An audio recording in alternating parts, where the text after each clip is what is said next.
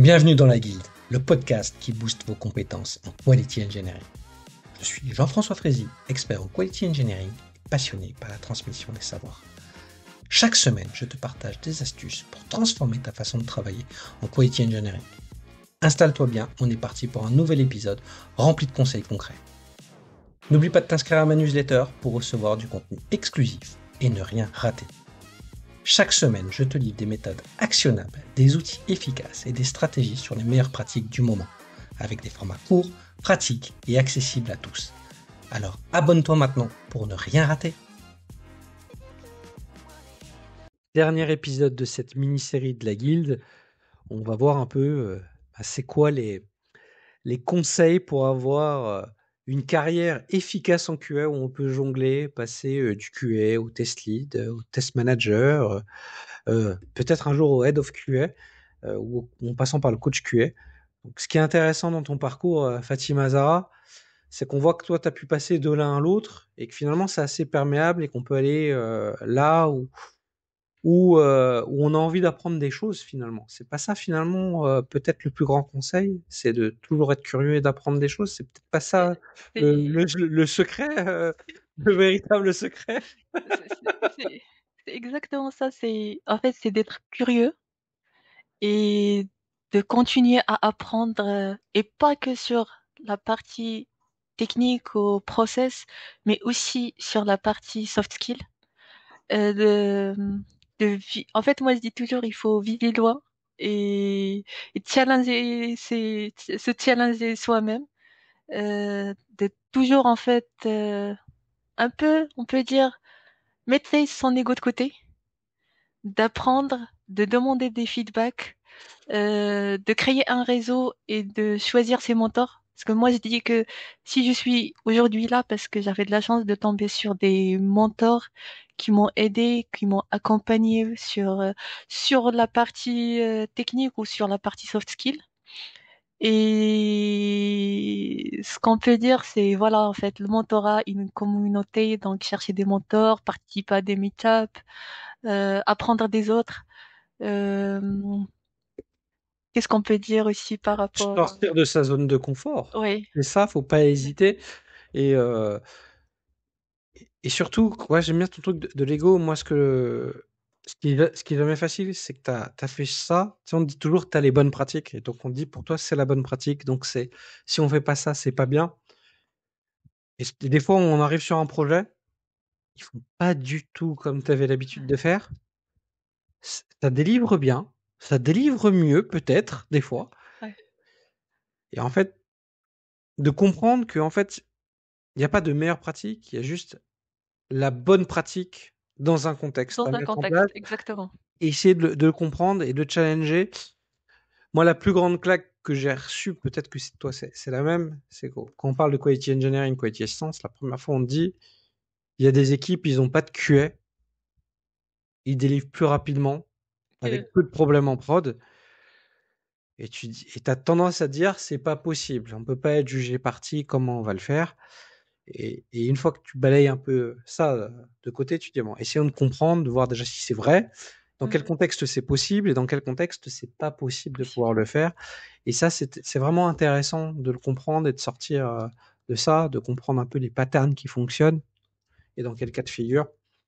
Et ça, c'est voilà, c'est de se dire, ouais, on est quand même dans un monde où ça va très vite en termes de framework, de méthode, de Oui, technologie. Et en fait, faut être hyper ouvert au changement. Et oui. je sais qu'on est dans un monde où on essaie d'industrialiser les process et qu'on veut pas changer, mais il faut pouvoir gérer. Je pense que dans le monde de la QA, on est trop resté dans quelque chose de traditionnel. On fait Vers- des tests manuels, ouais. on part des exigences, on regarde pas forcément la prod. C'est pas une bonne chose. En fait, c'est pas forcément déjà la bonne pratique théorique, mais c'est vrai il faut savoir se remettre en cause et avoir une capacité d'adaptabilité, pas facile à dire, au quotidien, parce que quand on va passer d'un projet à un autre, c'est pas Ça, la même chose, hein. Travailler sur un site e-commerce, ouais, travailler sur du test, sur quelque chose qui va piloter un avion ou faire un ERP, c'est ouais. pas du tout les mêmes problématiques et on va pas gérer les choses de la même façon. Et c'est là où nos soft skills aident beaucoup. C'est de s'adapter au changement et d'adapter tes connaissances techniques dans un autre contexte. C'est là où c'est important de travailler aussi sur ces soft skills que sur les compétences techniques. Je suis d'accord avec toi. Et puis, c'est plutôt bon pour l'employabilité de travailler dans des contextes différents. Parce que de travailler toujours de la même façon dans un même Euh, contexte, si le marché pivote, ouais. on risque d'être en difficulté. Déjà pour convaincre une autre entreprise ou un autre projet de nous prendre.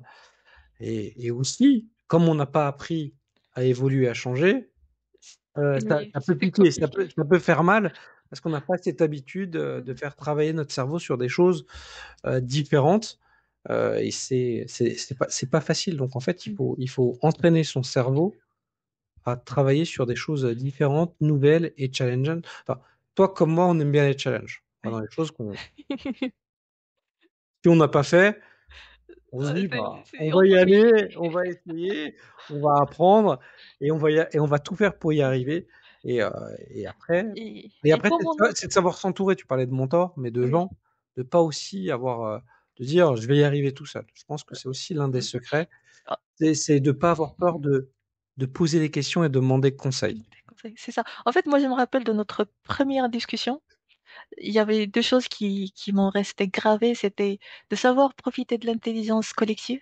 Parce que quand on aille ensemble, peut-être on aille euh, moins rapide, mais on aille plus loin. Et on peut profiter des compétences des uns et des autres.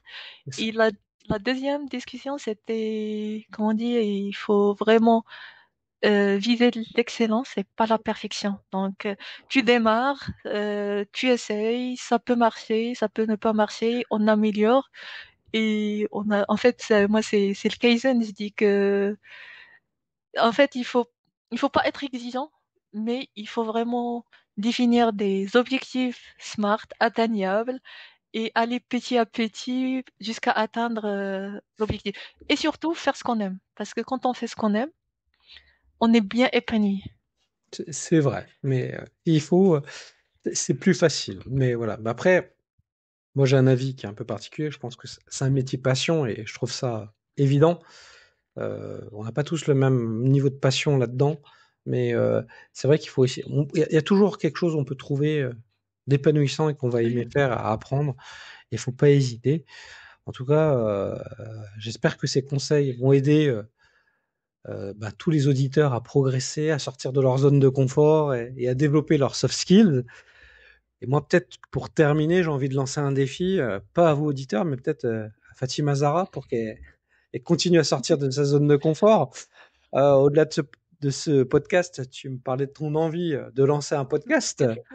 Et ben, je t'encourage à le lancer le plus rapidement possible et qu'on puisse t'écouter, toi aussi, sur différents sujets, notamment, il me semble, autour du management. Oui, exactement, c'est autour du management. Ah oui, je te Bah, laisse plus le choix de le lancer. en vrai, merci beaucoup, Jeff, pour parce que moi, ce que les auditeurs doivent savoir, c'est j'ai une liste des mentors et Jeff fait partie de mes mentors. Donc, à chaque fois qu'il y a un sujet, donc on discute et il m'aide beaucoup.